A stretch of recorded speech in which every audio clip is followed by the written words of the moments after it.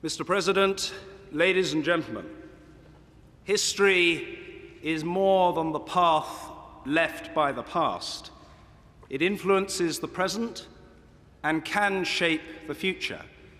We meet today in Westminster Hall, a building begun 900 years ago when the Vikings were visiting the shores of what would become the United States, even if it was Columbus who would subsequently demonstrate the politician's art of arriving late but claiming all the credit. This hall has witnessed grim trials and the sentencing to death of a king, coronation banquets, ceremonial addresses, and the coffins of those receiving the last respects of our people. Few places reach so far into the heart of our nation. Yet, until today, no American president has stood on these steps to address our country's parliament. It is my honor, Mr. President, to welcome you as our friend and as a statesman. Statesmanship is the cement which seals our shared idealism as nations. It makes meaningful the unity of ambition, passion for freedom, and abhorrence of injustice that is the core of our close alliance.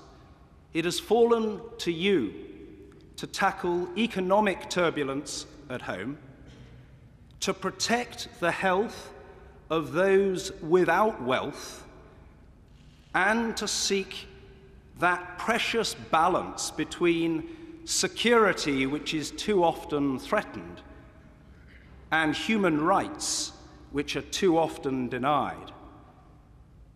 History is not the burden of any one man or woman alone, but some are called to meet a special share of its challenges. It is a duty that you discharge with a dignity, determination, and distinction that are widely admired. Abraham Lincoln once observed that nearly all men can stand adversity, but if you want to test a man's character, give him power. Ladies and gentlemen, the President of the United States of America, Barack Obama.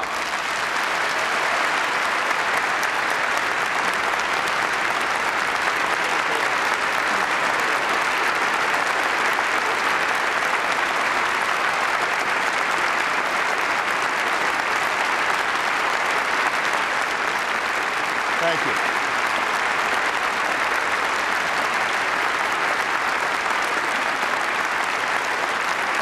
Thank you very much. Thank you. Thank you.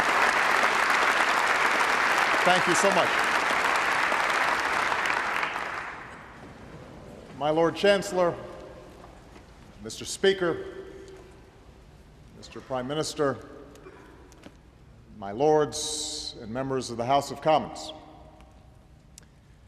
I have known few greater honors than the opportunity to address the Mother of Parliaments at Westminster Hall. I am told that the last three speakers here have been the Pope, Her Majesty the Queen, and Nelson Mandela, which is either a very high bar or the beginning of a very funny joke.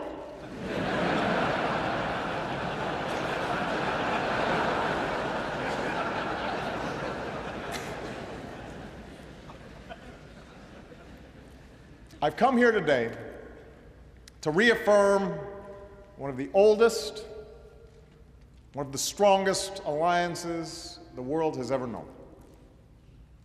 It's long been said that the United States and the United Kingdom share a special relationship. And since we also share an especially active press corps, that relationship is often analyzed and overanalyzed for the slightest hint of stress or strain. Of course, all relationships have their ups and downs. Admittedly, ours got off on the wrong foot with a small scrape about tea and taxes. There may also have been some hurt feelings when the White House was set on fire during the War of 1812. But fortunately, it's been smooth sailing ever since. And the reason for this close friendship doesn't just have to do with our shared history, our shared heritage, our ties of language and culture, or even the strong partnership between our governments. Our relationship is special because of the values and beliefs that have united our people through the ages. Centuries ago, when kings, emperors, and warlords reigned over much of the world, it was the English who first spelled out the rights and liberties of man in the Magna Carta. It was here, in this very hall, where the rule of law first developed, courts were established, disputes were settled, and citizens came to petition their leaders. Over time, the people of this nation waged a long and sometimes bloody struggle to expand and secure their freedom from the crown. And propelled by the ideals of the Enlightenment, they would ultimately forge an English Bill of Rights and invest the power to govern in an elected parliament that's gathered here today. What began on this island would inspire millions throughout the continent of Europe and across the world.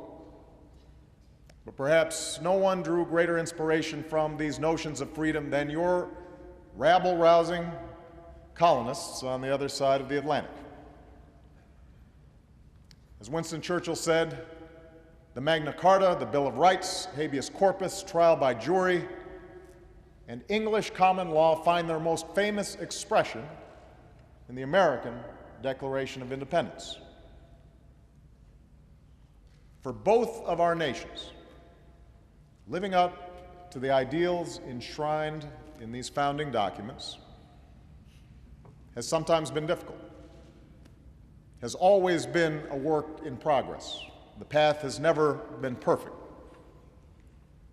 But through the struggles of slaves and immigrants, women and ethnic minorities, former colonies and persecuted religions, we have learned better than most that the longing for freedom and human dignity is not English or American or Western. It is universal, and it beats in every heart. Perhaps that's why there are few nations that stand firmer, speak louder, and fight harder to defend democratic values around the world than the United States and the United Kingdom. We are the allies who landed at Omaha and Gold, who sacrificed side by side to free a continent from the march of tyranny and help prosperity flourish from the ruins of war. And with the founding of NATO, a British idea, we joined a transatlantic alliance that has ensured our security for over half a century. Together with our allies, we forged a lasting peace from a Cold War. When the Iron Curtain lifted, we expanded our alliance to include the nations of Central and Eastern Europe and built new bridges to Russia and the former states of the Soviet Union. And when there was strife in the Balkans, we worked together to keep the peace. Today, after a difficult decade that began with war and ended in recession, our nations have arrived at a pivotal moment once more. A global economy that once stood on the brink of depression is now stable and recovering.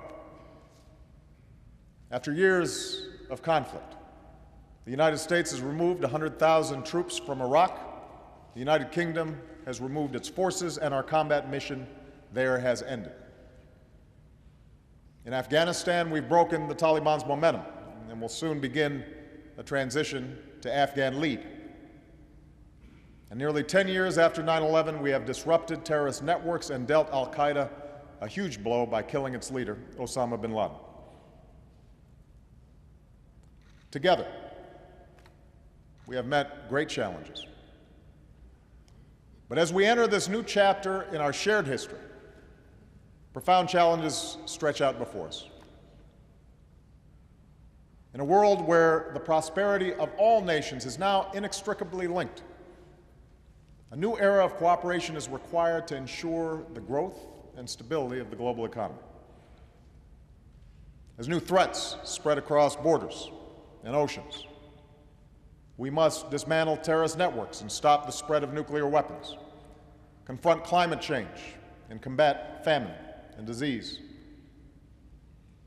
And as a revolution races through the streets of the Middle East and North Africa, the entire world has a stake in the aspirations of a generation that longs to determine its own destiny. These challenges come at a time when the international order has already been reshaped for a new century. Countries like China, India, and Brazil are growing by leaps and bounds. We should welcome this development, for it has lifted hundreds of millions from poverty around the globe and created new markets and opportunities for our own nations. And yet, as this rapid change has taken place, it's become fashionable in some quarters to question whether the rise of these nations will accompany the decline of American and European influence around the world. Perhaps, the argument goes, these nations represent the future, and the time for our leadership has passed. That argument is wrong. The time for our leadership is now. It was the United States and the United Kingdom and our democratic allies that shaped a world in which new nations could emerge and individuals could thrive. And even as more nations take on the responsibilities of global leadership, our alliance will remain indispensable to the goal of a century that is more peaceful, more prosperous, and more just. At a time when threats and challenges require nations to work in concert with one another, we remain the greatest catalysts for global action. In an era defined by the rapid flow of commerce and information, it is our free market tradition, our openness, fortified by our commitment to basic security for our citizens, that offers the best chance of prosperity that is both strong and shared. As millions are still denied their basic human rights because of who they are or what they believe or the kind of government that they live under, we are the nations most willing to stand up for the values of tolerance and self-determination that lead to peace and dignity. Now, this doesn't mean we can afford to stand still. The nature of our leadership will need to change with the times. As I said the first time I came to London as president for the G20 summit, the days are gone when Roosevelt and Churchill could sit in a room and solve the world's problems over a glass of brandy. Although I'm sure that Prime Minister Cameron would agree that some days we could both use a stiff drink. In this century, our joint leadership will require building new partnerships, adapting to new circumstances, and remaking ourselves to meet the demands of a new era. That begins with our economic leadership. Adam Smith's central insight remains true today. There is no greater generator of wealth and innovation than a system of free enterprise that unleashes the full potential of individual men and women. That's what led to the Industrial Revolution that began in the factories of Manchester. That is what led to the dawn of the information age that arose from the office parks of Silicon Valley. That's why countries like China, India, and Brazil are growing so rapidly, because in fits and starts, they are moving toward market-based principles that the United States and the United Kingdom have always embraced. In other words, we live in a global economy that is largely of our own making. And today, the competition for the best jobs and industries favors countries that are free-thinking and forward-looking, countries with the most creative and innovative and entrepreneurial citizens. That gives nations like the United States and the United Kingdom an inherent advantage. For from Newton and Darwin to Edison and Einstein, from Alan Turing to Steve Jobs, we have led the world in our commitment to science and cutting-edge research, the discovery of new medicines and technologies. We educate our citizens and train our workers in the best colleges and universities on earth. But to maintain this advantage in a world that's more competitive than ever, we will have to redouble our investments in science and engineering and renew our national commitments to educating our workforces. We've also been reminded in the last few years that markets can sometimes fail. In the last century, both our nations put in place regulatory frameworks to deal with such market failures. Safeguards to protect the banking system after the Great Depression, for example.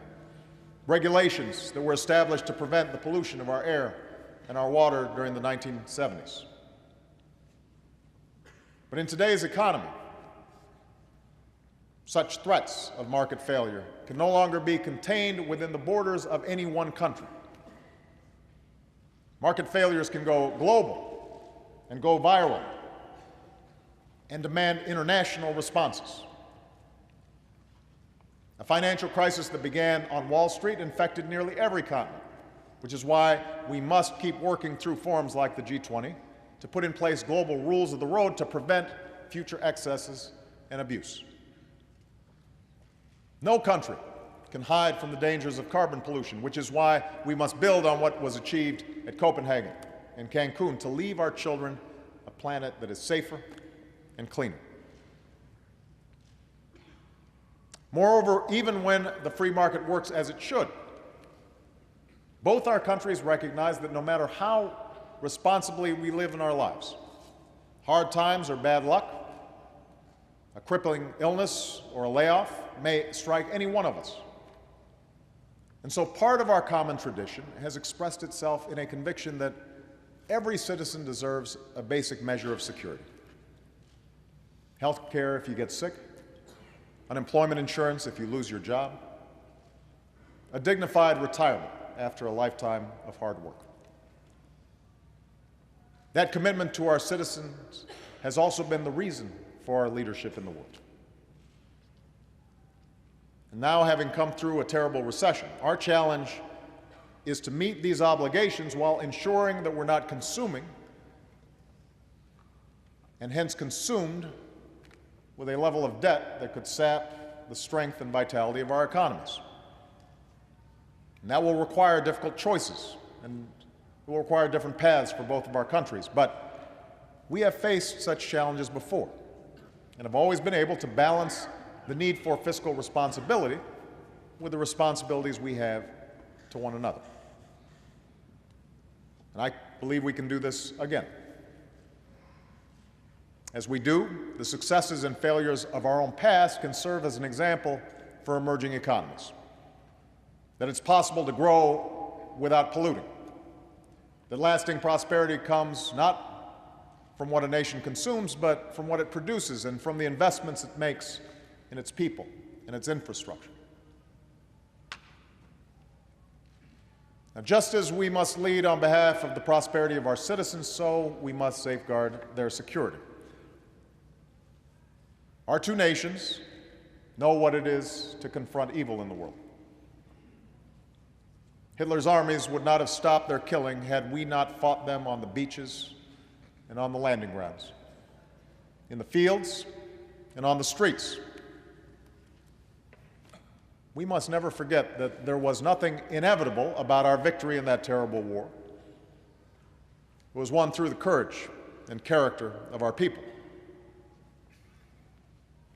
Precisely because we are willing to bear its burden, we know well the cost of war. And that is why we built an alliance that was strong enough to defend this continent while deterring our enemies. At its core, NATO is rooted in the simple concept of Article 5, that no NATO nation will have to fend on its own, that allies will stand by one another, always. And for 6 decades, NATO has been the most successful alliance in human history. Today, we confront a different enemy. Terrorists have taken the lives of our citizens in New York and in London. And while al-Qaeda seeks a religious war with the West, we must remember that they have killed thousands of Muslims, men, women, and children around the globe. Our nations are not and will never be at war with Islam. Our fight is focused on defeating al-Qaeda and its extremist allies. In that effort, we will not relent, as Osama bin Laden and his followers have learned. And as we fight an enemy that respects no law of war, we will continue to hold ourselves to a higher standard by living up to the values, the rule of law, and due process that we so ardently defend. For almost a decade, Afghanistan has been a central front of these efforts. Throughout those years, you, the British people, have been a stalwart ally, along with so many others who fight by our side. Together, let us pay tribute to all of our men and women who have served and sacrificed over the last several years. For they are part of an unbroken line of heroes who have borne the heaviest burden for the freedoms that we enjoy. Because of them, we have broken the Taliban's momentum. Because of them, we have built the capacity of Afghan security forces. And because of them, we are now preparing to turn a corner in Afghanistan by transitioning to Afghan lead. And during this transition, we will pursue a lasting peace with those who break free of al-Qaeda and respect the Afghan constitution and lay down arms. And we will ensure that Afghanistan is never a safe haven for terror, but is instead a country that is strong, sovereign, and able to stand on its own 2 feet. Indeed, our efforts in this young century have led us to a new concept for NATO that will give us the capabilities needed to meet new threats. Threats like terrorism and piracy, cyber attacks and ballistic missiles. But a revitalized NATO will continue to hew to that original vision of its founders, allowing us to rally collective action for the defense of our people, while building upon the broader belief of Roosevelt and Churchill that all nations have both rights and responsibilities, and all nations share a common interest in an international architecture that maintains the peace. We also share a common interest in stopping the spread of nuclear weapons. Across the globe, nations are locking down nuclear materials so they never fall into the wrong hands because of our leadership. From North Korea to Iran, we've sent a message that those who flaunt their obligations will face consequences, which is why America and the European Union just recently strengthened our sanctions on Iran, in large part because of the leadership of the United Kingdom and the United States. And while we hold others to account, we will meet our own obligations under the Non-Proliferation Treaty and strive for a world without nuclear weapons. We share a common interest in resolving conflicts that prolong human suffering and threaten to tear whole regions asunder. In Sudan, after years of war and thousands of deaths, we call on both North and South to pull back from the brink of violence and choose the path of peace. And in the Middle East, we stand united in our support for a secure Israel and a sovereign Palestine. And we share a common interest in development that advances dignity and security. To succeed, we must cast aside the impulse to look at impoverished parts of the globe as a place for charity. Instead, we should empower the same forces that have allowed our own people to thrive. We should help the hungry to feed themselves, and the doctors who care for the sick. We should support countries that confront corruption and allow their people to innovate. And we should advance the truth that nations prosper when they allow women and girls to reach their full potential. We do these things because we believe not simply in the rights of nations, we believe in the rights of citizens. That is the beacon that guided us through our fight against fascism and our twilight struggle against communism, and today that idea is being put to the test in the Middle East and North Africa. In country after country, people are mobilizing to free themselves from the grip of an iron fist. And while these movements for change are just 6 months old, we have seen them play out before.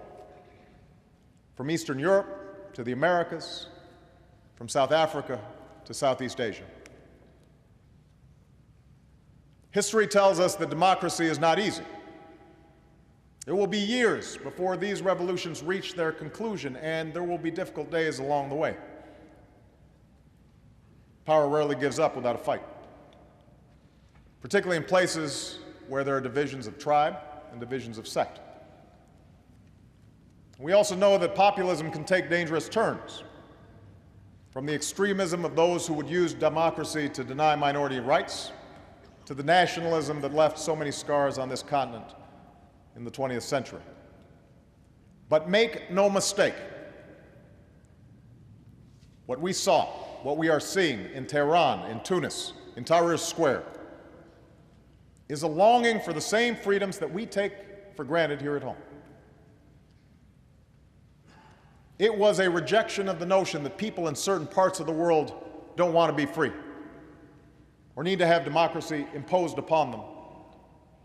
It was a rebuke to the worldview of Al-Qaeda, which smothers the rights of individuals and would thereby subject them to perpetual poverty and violence.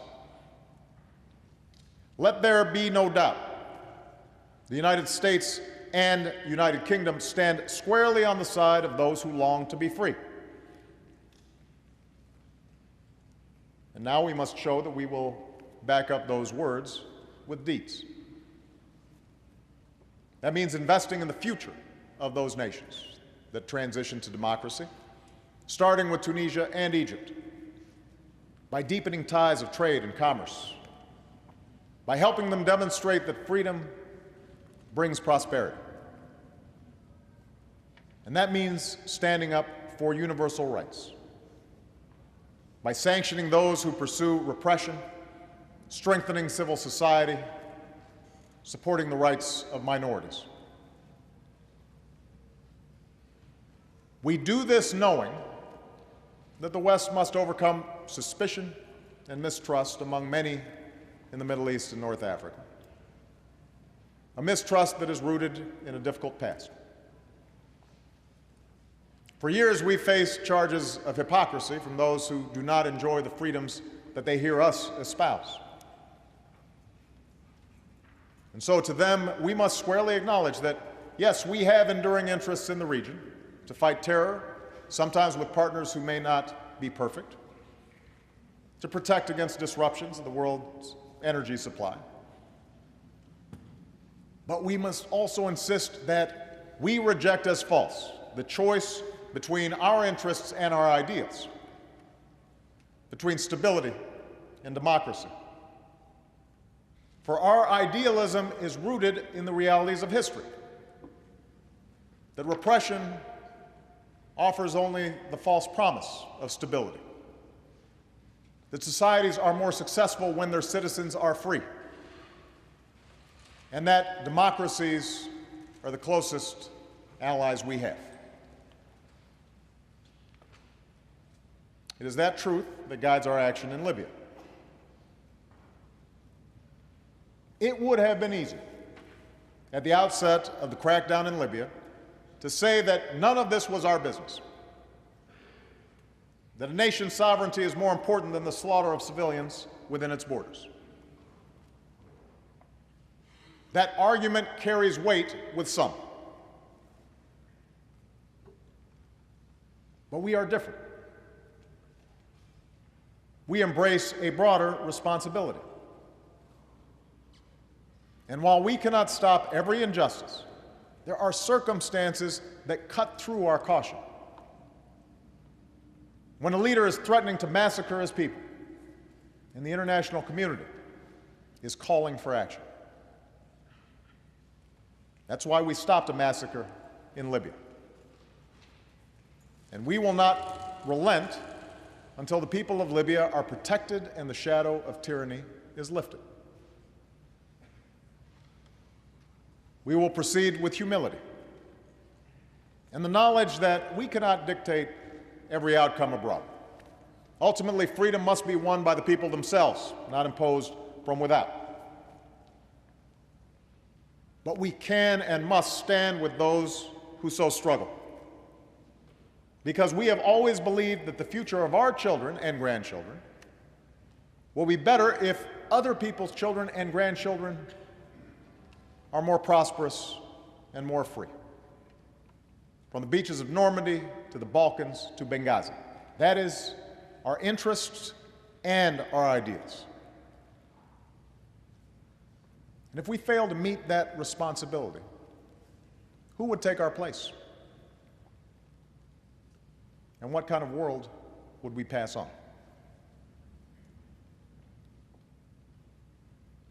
Our action, our leadership, is essential to the cause of human dignity. And so we must act and lead with confidence in our ideals and an abiding faith in the character of our people who sent us all here today.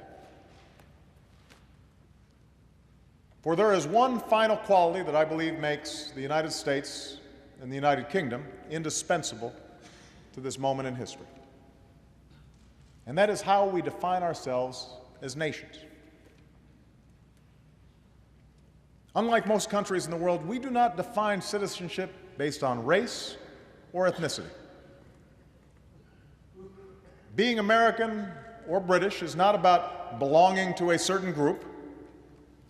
It's about believing in a certain set of ideals. The rights of individuals, the rule of law.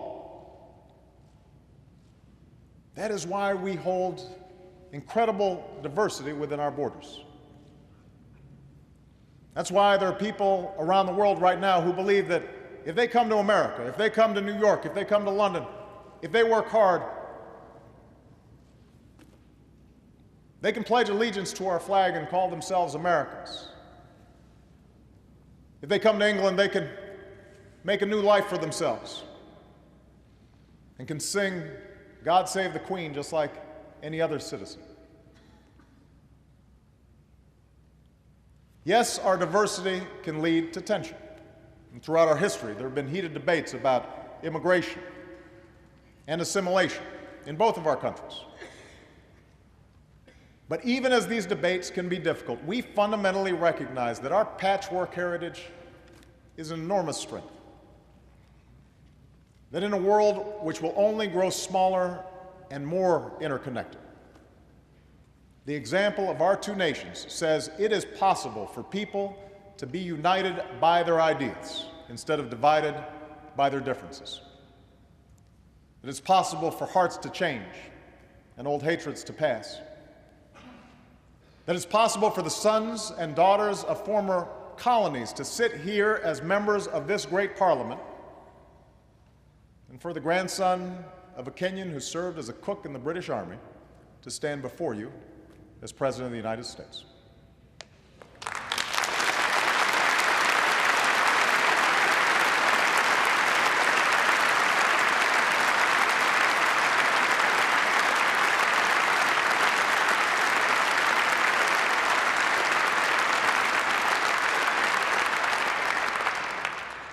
That is what defines us. That is why the young men and women in the streets of Damascus and Cairo still reach for the rights our citizens enjoy, even if they sometimes differ with our policies. As two of the most powerful nations in the history of the world, we must always remember that the true source of our influence hasn't just been the size of our economies, or the reach of our militaries, or the land that we've claimed. It has been the values that we must never waver in defending around the world. The idea that all beings are endowed by our Creator with certain rights that cannot be denied. That is what forged our bond in the fire of war. A bond made manifest by the friendship between two of our greatest leaders.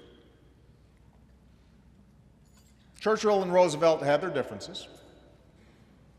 They were keen observers of each other's blind spots and shortcomings, if not always their own. And they were hard-headed about their ability to remake the world. But what joined the fates of these two men at that particular moment in history was not simply a shared interest in victory on the battlefield. It was a shared belief in the ultimate triumph of human freedom and human dignity. A conviction that we have a say in how this story ends. This conviction lives on in their people today. The challenges we face are great. The work before us is hard. But we have come through a difficult decade, and whenever the tests and trials ahead may seem too big or too many, let us turn to their example and the words that Churchill spoke on the day that Europe was freed. In the long years to come, not only will the people of this island, but the world, wherever the bird of freedom chirps in the human heart, look back to what we've done, and they will say, do not despair, do not yield, march straight forward. With courage and purpose, with humility and with hope, with faith in the promise of tomorrow, let us march straight forward, together, enduring allies, in the cause of a world that is more peaceful, more prosperous, and more just. Thank you very much.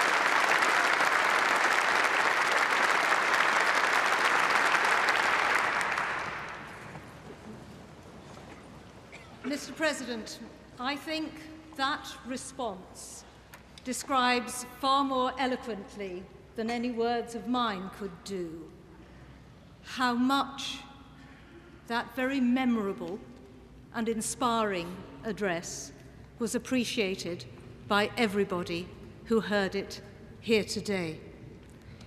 You spoke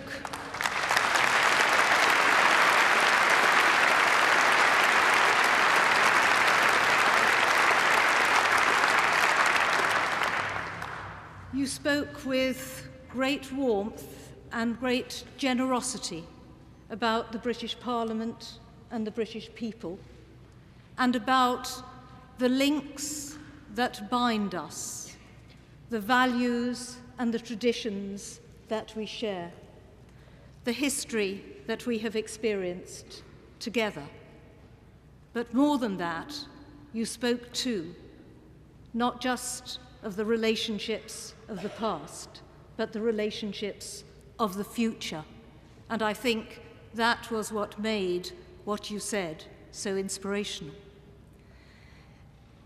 It was a distinguished American governor of New York who remarked on the propensity of politicians to campaign in poetry, but to govern in prose.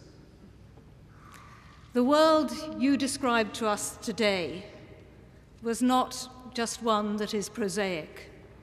It was one where the challenges are difficult and sometimes dangerous, one that is fast-moving, that is complex, sometimes contradictory, and that offers at least as many threats as opportunities.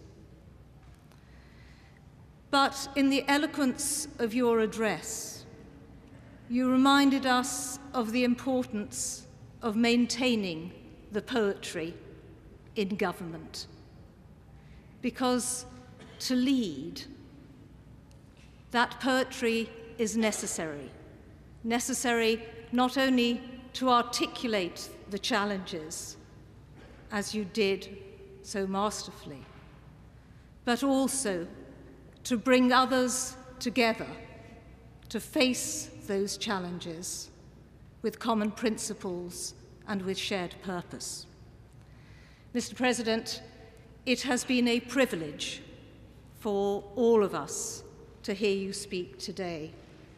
It is a privilege for me to have the responsibility of thanking you on behalf of both Houses of Parliament for coming to Westminster and to wish you and Mrs. Obama a very happy and pleasant rest of your stay in the United Kingdom. Thank you so much.